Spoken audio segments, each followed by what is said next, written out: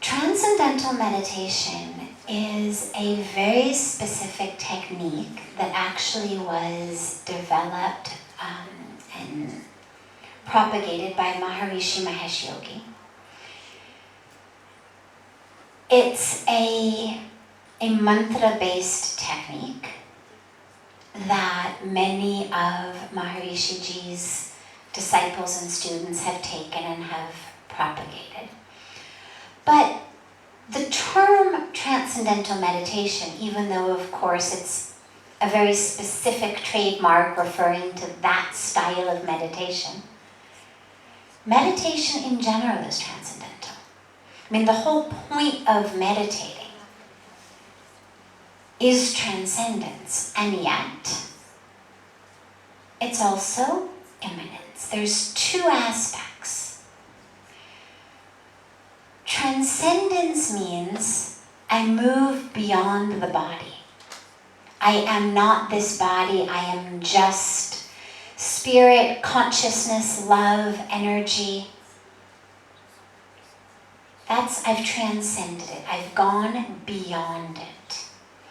And yet, anyone who knows about botany knows that for a tree to really be healthy, it needs not only to grow up, but it also needs roots very deep in the ground.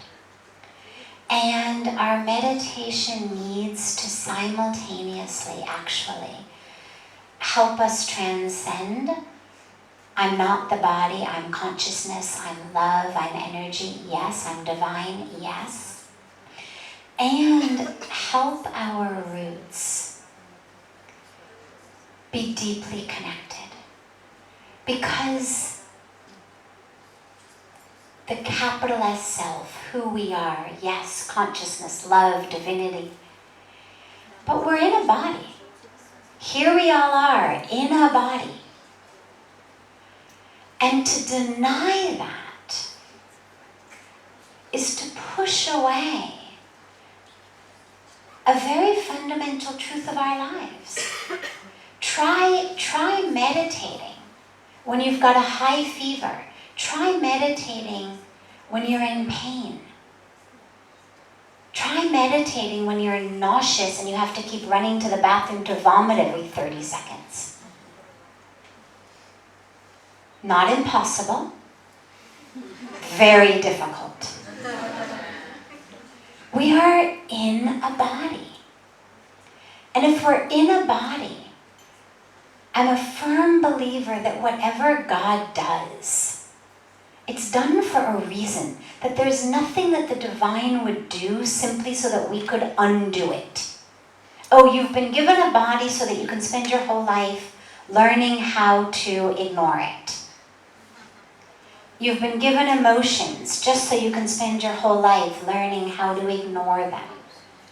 You've been given a heart and compassion just so you can spend your whole life learning how not to care. No, it doesn't fit the concept of a perfect God. I mean, if God had wanted us not to have bodies, we wouldn't have them.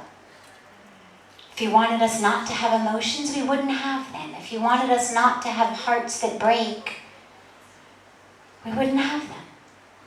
So the question becomes, how can I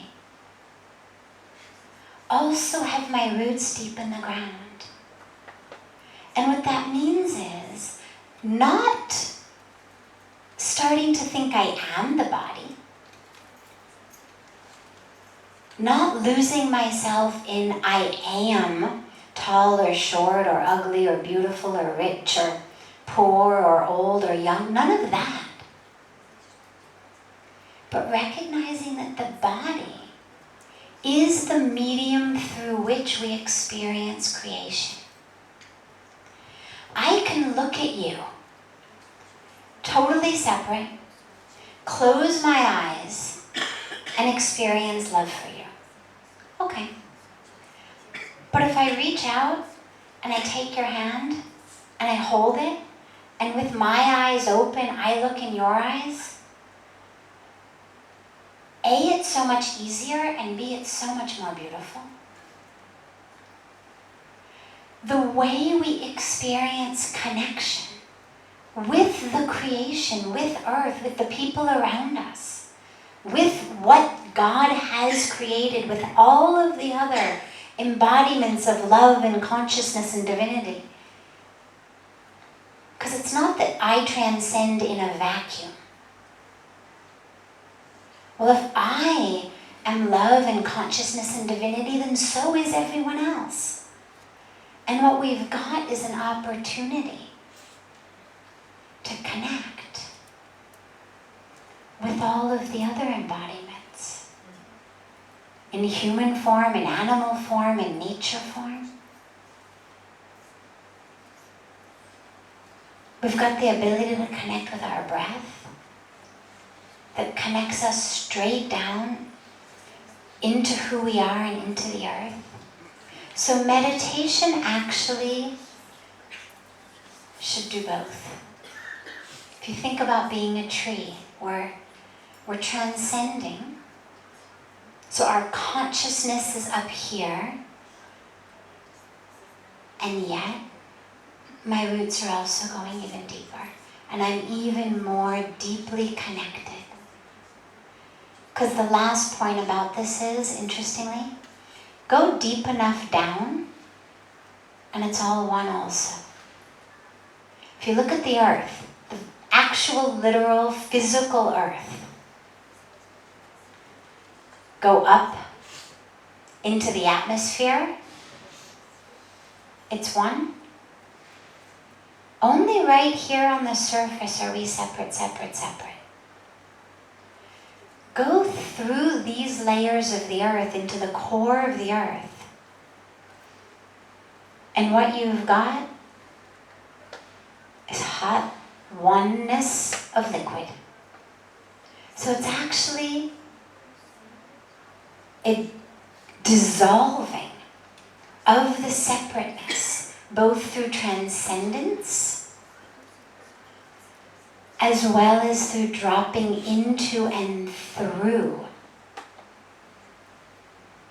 our physical.